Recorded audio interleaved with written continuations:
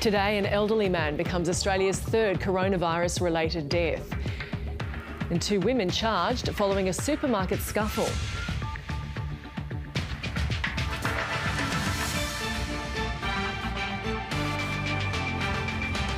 Also ahead, families who lost loved ones in the downing of MH17 claim the Australian government isn't fully cooperating with international investigations.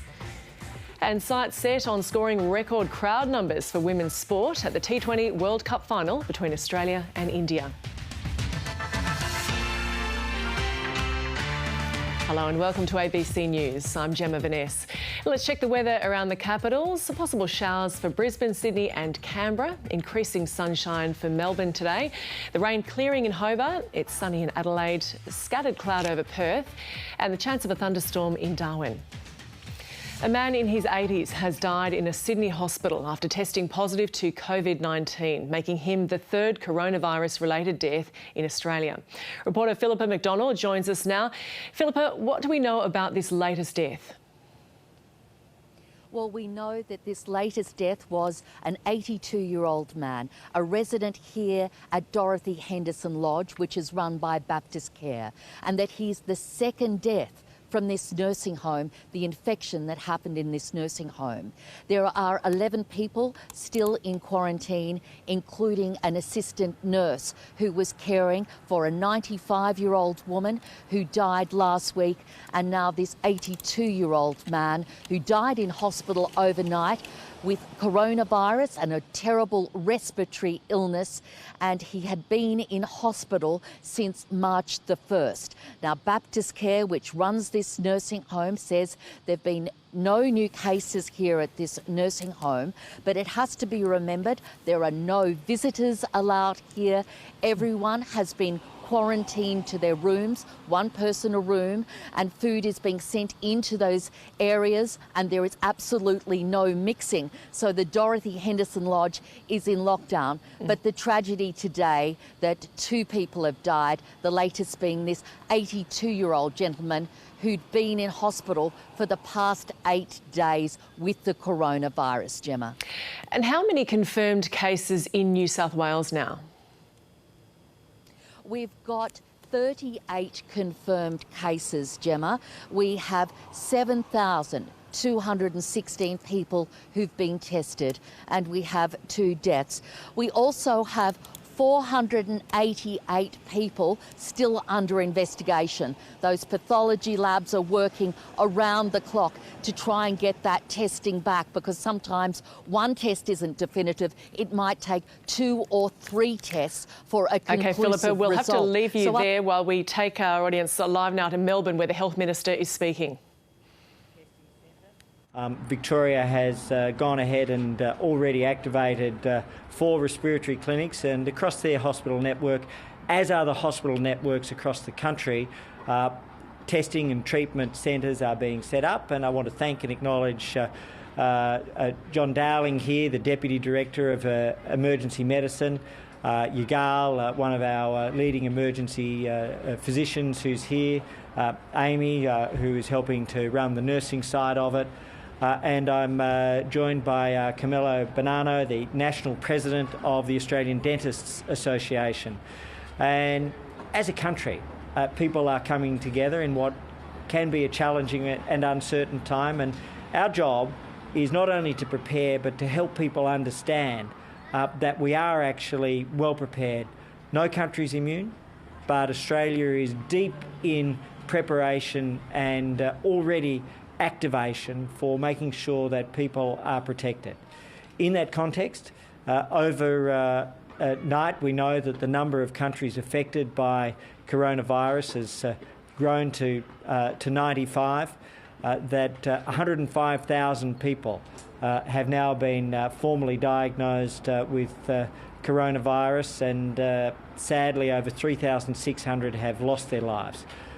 Very sadly, that includes a third Australian, an 82-year-old man from Sydney who was in the Baptist Care nursing home in Macquarie Park, and that's just a great loss to him, his family, to all of the community, which will feel this loss. That comes as the Australian numbers just prior to joining you have been confirmed to me by the National Incident Centre as 74 diagnosed cases, and that also includes 2 ADF members. Against that background, one of our fundamental tasks is to ensure that we support our magnificent health and medical service workers. In that respect, I'm pleased to be able to inform Australians that quietly over the last week the government has secured an additional 54 million masks to support our health and medical service workers. We want them obviously to continue with their normal work and also to continue with their normal acquisition, but some have indicated to us that they will face challenges, and these will be to support our GPs, to support our nurses, to support our aged care workers where they need that additional support, and to support our dentists and other health and medical workers, including pathologists who do such great work in taking samples. All of us are coming together. And yes, there are challenging times, but only 2 months ago, as a nation, we had the great challenge of the bushfires, and we rose, we were our best selves, and this is a time to be our best selves and to let our better angels prevail. And our job, working with the states and territories, but working with the community, is to make sure that we are not just prepared, but that we are unified. And so there have been some things which have occurred in recent days which have not been our best selves. But it was only 2 months ago, as I say, that as a country, the spirit of the volunteer, the spirit of the CFA and the RFS and our emergency service workers came together, and that's who we have to be, and that's who we are, and we won't be diverted by individual cases where people have not been at their best selves. This is the moment for Australia to be its best self and for Australia to be the nation and the community we know it can be.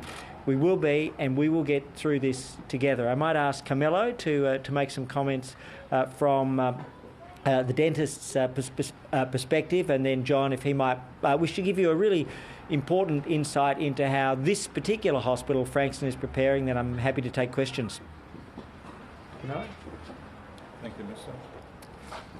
I'd like to thank Minister Hunt and the Federal Government for working in collaboration with the Australian Dental Association.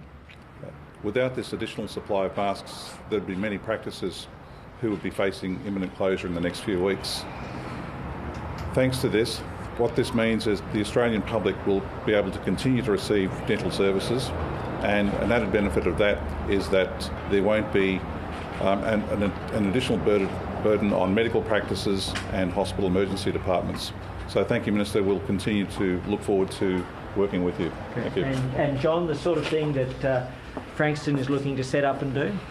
Yeah, so we've got preparations in hand to test and treat patients who present with suspected coronavirus presenting to the emergency department.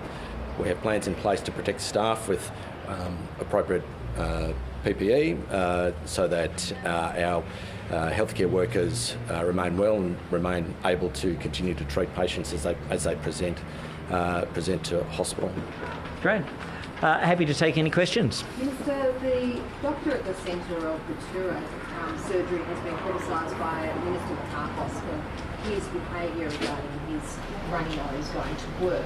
Do you support Dr Chris Higgins, or do you support the Minister? So I'm not criticising anybody. At this point in time, we will all be connected in some way, shape or form to people over the coming months. This is a time to come together. Over summer, our firefighters and our emergency service workers were our heroes. In the coming months, it will be our health and medical service workers who will be our national heroes. So we need to support them. Equally, all of the states and territories are doing a great job. What's happening here in Frankston is an example. And so today, in my view, is not a day for criticism, but for unity. And so speaking on behalf of the Australian government and the Prime Minister and myself, this is the moment where we remember who we are at our best. And we can do this because we have just done this. As a country, we have been before through wars and droughts, through floods and fires. And coming together is what we do. And that's our message, and that's my message, and that's what we all need to focus on. Judy Mikakos actually apologised to Dr Higgins, though. Whether or not you support her, should she apologise? Look, I'll leave that to the Minister in question. My view, my approach is for us to come together and to remind people that over the coming weeks and months, we will all be connected in some way, shape or form to people who contract the virus. And so by focusing on the preparation, by recognising the important role of our health and medical service personnel and taking care of them, then we take care of the country. How do you intend to respond to the letter that was sent from the doctors to yourself and Judy Mikakos in regards to a need for an apology towards this doctor? I believe that was directed in terms of their concerns to Victoria. I've been in touch with the AMA and they're very thankful for and supportive of our position. When you mentioned not being our best selves over the last few days, were you referring to Dr Higgins there? No, I was actually referring to some of the hoarding that individuals had conducted. I think we are seeing some improvement on that front, and the supermarkets are all taking steps to make sure that buying is managed. And then to Australians, remember how we were 2 months ago. Remember what we did. I saw, whether it was in Corryong and the role of the health service workers who stayed through the fires to support the residents at the Corryong Health Service. I saw just down the road in Somerville, the Mornington Shire and the community and the Australian Defence Force come together to bring the evacuees from Malakuta back to safe territory. And that's what we are as a country. That's who we really are. And there are some outliers, but they will not prevail. Minister, have any bureaucrats tested positive to coronavirus? 2 Australian Defence Force personnel that I'm aware of. I'm not aware of others, but as we find out, we always release that. We know that there've been. Oh, wait a minute. We know that there've been well over 10,000 tests conducted around Australia, and there'll be people of all different shapes and forms. And over time, will be people in the media and in government. It'll be mums and dads. It'll be school kids, all of whom will be tested. But we have a testing regime which is the equal of any in the world. Right here is one of the many places, and we're working through telehealth, through home visits, through GPs, through respiratory clinics and through emergency departments to boost those testing regimes and our pathology services, whom we will really acknowledge as we go forward. How do you know if any staffers or politicians were on the Canberra to Sydney flight and have been instructed to self-isolate? Look, my understanding is that contact tracing is going on. I understand that some may have been, but I'm not sure whether they were in the self-isolation zone. So in the same way, just before coming here, the Defence Minister confirmed with me that 2 ADF personnel have been tested positive. Wherever we have the information, and once it's confirmed, I think that's a very important part of our role, is to make sure things are confirmed, then we share it. I've had some information that there were some on the flight. I don't know who they are, and I don't know whether they were in the self-isolation zone. It's always within a series of seats from anybody who was confirmed or suspected. The ADF, what effect does that have moving forward? Is it disastrous or effective? No. What we'll see is that different workplaces will be affected. The ADF has put out a statement, I think shortly before I came here, which indicates that not only have 2 personnel been affected, but they have made sure that everybody who was in contact with them has been self-isolated, and then they'll be subject to testing. So just to be clear, they were on the flight and that is how they became infected? Is that the understanding? I'll let the ADF provide the details. And just taking us back to the masks, if we can. So how will people actually get the masks? Who will get them and when? So these are for medical services personnel, and the primary mechanism for support is through what are called the primary health networks. That's what's been used to supply roughly 850,000 masks to general practices. Only yesterday we authorised and announced 260,000 additional masks being distributed. Now with these 54 million masks, which are all scheduled to arrive in Australia between now and the end of April, so in quite a short period of time. As we believe that they are required, we'll be distributing them through the primary health networks, and if any other mechanisms are required, we'll do that. But that's been working well. One of our challenges is to make sure that all of the relevant practices are aware that they have this access. GPs have spoken out in support of Dr. Jiggins overnight and also refuting claims by Minister Makakos that they are well resourced. A lot of them say they aren't well resourced. Are these masks coming a little late for some? No, there's no primary health network of which I'm aware, and we've been following this, which has exhausted their first round of masks, and so they've been available. In some cases, busy practices, even though there have been multiple communications, may not have realised that they've had that, and I've spoken with the AMA and the College of GPs in the last 48 hours to make sure, both presidents, to make sure that they're aware and they're reaffirming to their members that not only are stocks available, but they have been available throughout the entire last 3 weeks. So part of this is constant communication.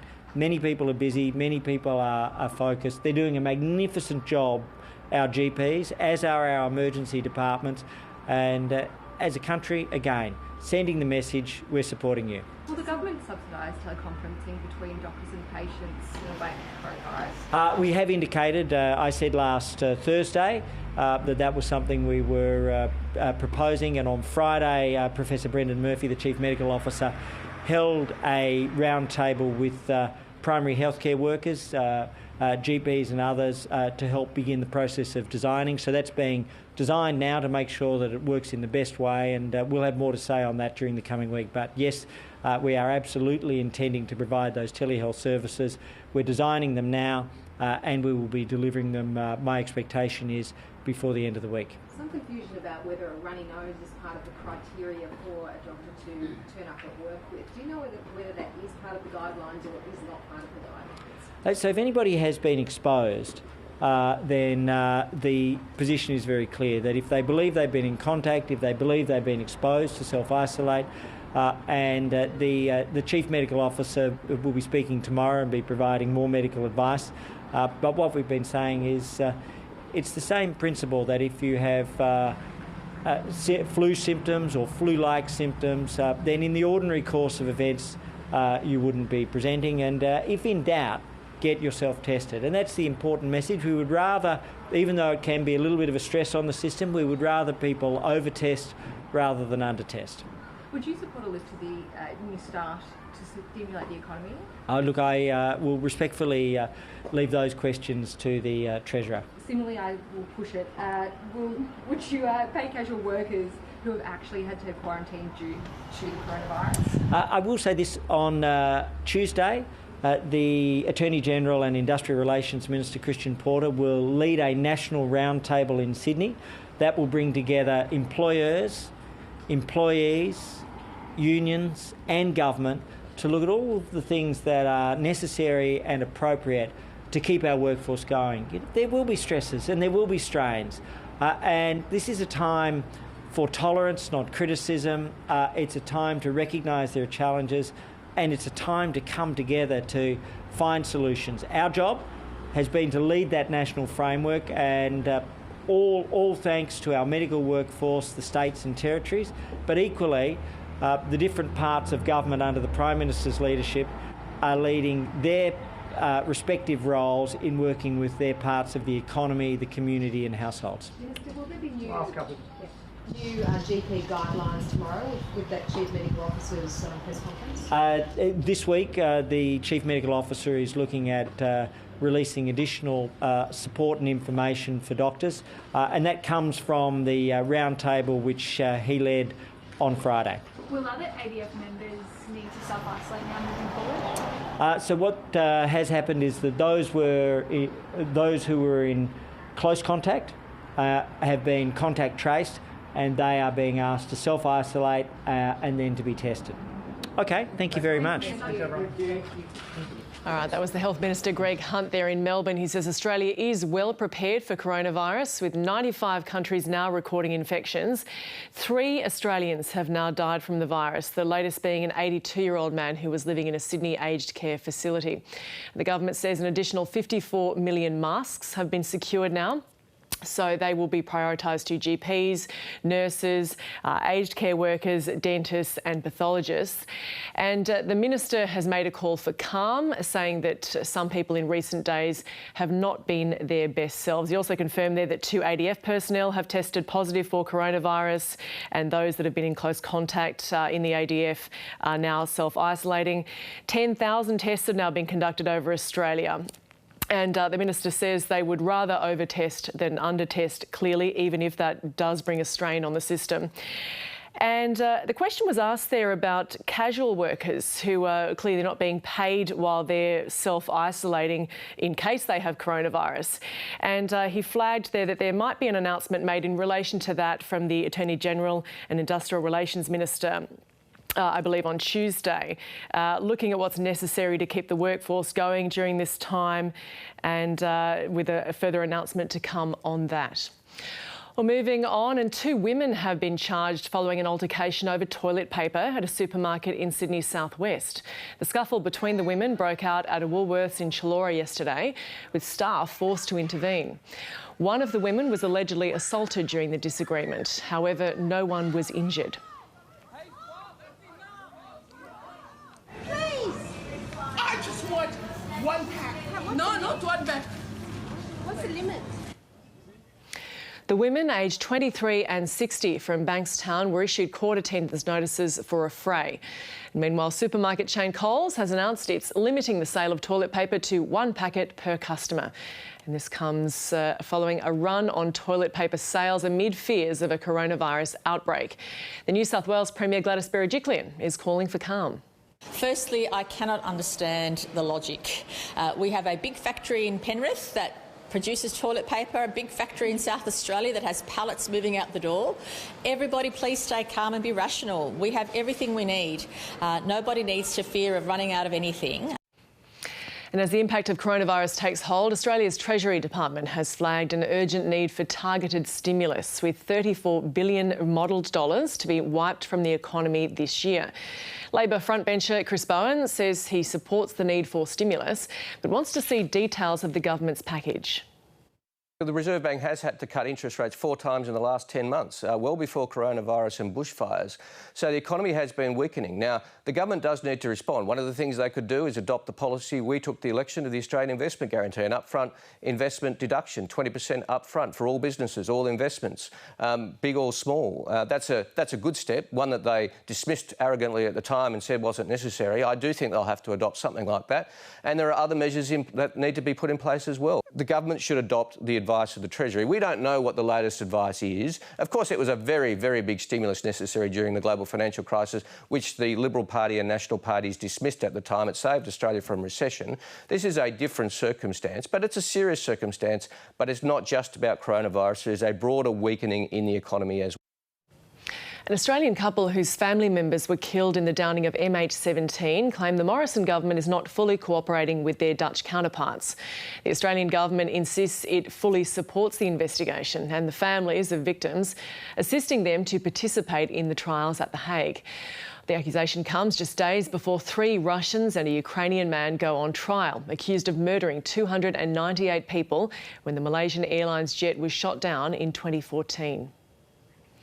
It's time for all the sport now with Jared Coote.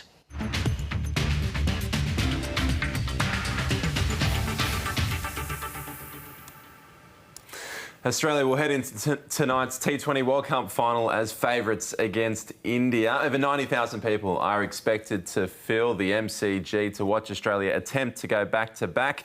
2010 World Cup winner Sarah Elliott says Australia will rely on its experienced players.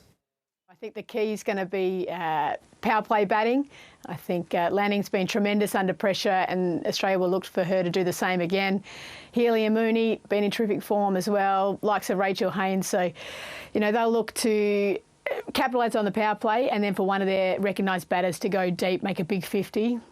I think in terms of the bowling, they're probably going to miss at least Perry, but they've got plenty of options. They've got such a deep and experienced lineup. A maiden Marnus Labuschagne one-day international century wasn't enough to stop Australia from being clean swept in their series with South Africa. Playing right near where he was born and in front of family and friends, Labuschagne reached 108 from just 108 balls. Australia's next highest contributor was Darcy Short, who managed 36 as Australia posted 254. Now, in response, the young Proteas just cruised to victory. JJ Smuts reached 84, while Henrik Klaasen finished on 68 not out to put an end to the Aussies' miserable series. The 6-wicket loss was Australia's 5th straight defeat in the format. It was amazing. The excitement, obviously, I think there was 50 of my family here. And for them to see that moment, my first one-day 100 was very special for me, and I think for them as well. Obviously, 250 was probably not enough on that wicket, and you know, there's probably a few different things that I could have done, but you know, it's disappointing to lose. I think, you know, it's always, yeah, it's nice to score 100, but you know, to lose a game is still very disappointing. Sydney FC showed once again why they are the team to beat in the A-League. The Sky Blues recovered from a derby loss just last weekend to thrash rivals Melbourne victory 4-1 in Melbourne. After Marco Rojas's brilliance put the victory in front, it was all the Sky Blues. The defending champions scored 3 goals in the second half after levelling the scores at the break. The win extends Sydney's lead at the top of the ladder to 13 points. Earlier, a Bessart Berisha double helped Western United to a 5-1 win over Adelaide. The result moves United into the top 6.